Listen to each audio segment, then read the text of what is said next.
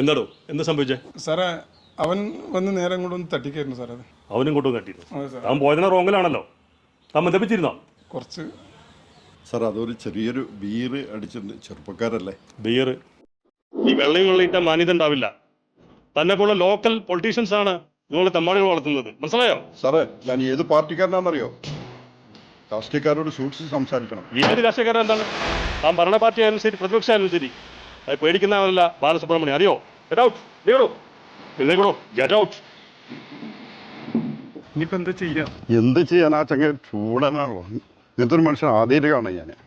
എന്തായാലും തിരുവനന്തപുരത്ത് ഒന്ന് വിളിക്കട്ടെ. നിങ്ങളെ തിരുവനന്തപുരം നിങ്ങൾ ഇപ്പോഴത്തെ പഞ്ചായത്ത് കാര്യം അത് ശരിയാക്കുന്നത്. ശരിയാക്കി തരടാ, സമാധാനപ്പെടേ. ഈ ബാലസുബ്രഹ്മണ്യം ചേർന്ന് ഇരിക്കുന്ന കാലത്തോളം നടക്കില്ല. മേലാൽ ഇതും പറഞ്ഞ് എനിക്ക് വിളിച്ചേക്കരുത്. കട്ട് ചെയ്ത് പോടോ. തോടോ താനാണ് കഞ്ചാവസി? അതെ.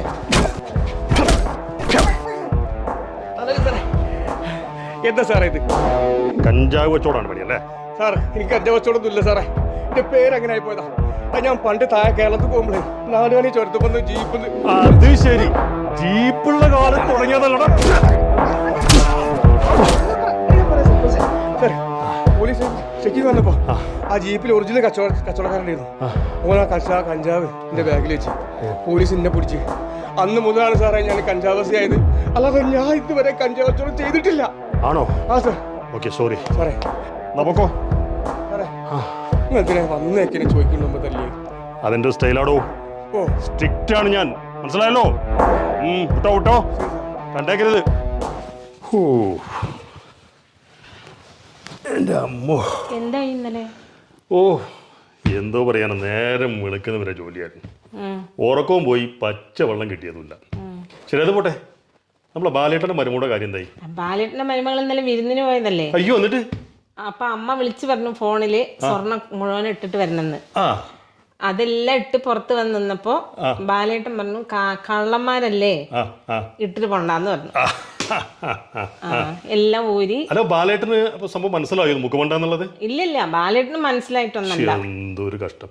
അല്ല, ശ്രീധയുടെ ഭർത്താവിന് കാര്യം അറിയോ? ആർക്കും അറിയില്ല. അതും അറിയില്ല. അവളുടെ എന്തൊരു ഫ്രോഡാണ്. ആ ഏരിയയിൽ ഞാനെങ്ങാനും വിസയങ്ങളായിരുന്നു എങ്കിലും അവരെന്റെ തനി സ്വഭാവം അറിയായിരുന്നു. അവരെത്ര പൈസക്കാരായിട്ട് ആ ഏരിയ ഇനിയിപ്പോ ഏത് മണാകുണാഞ്ചൻ നശയാണെന്ന് അറിയില്ല. അയ്യോ സമയമല്ലോ, ഞാൻ സീരിയലിട്ടെ. ഇന്നലെ കാണാൻ പറ്റിയിട്ടില്ല.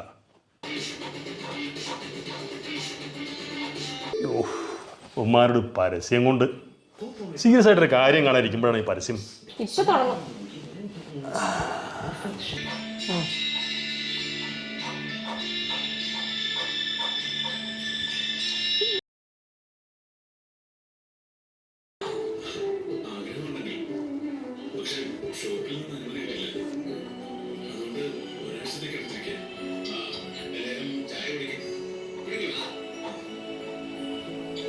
നോക്കിയിട്ട് ഇപ്പോഴും ഒന്നും മനസ്സിലായിട്ടില്ല അവർക്ക്.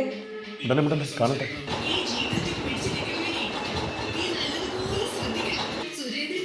അയ്യോ, ഇപ്പൊ പിടിക്കപ്പെടും.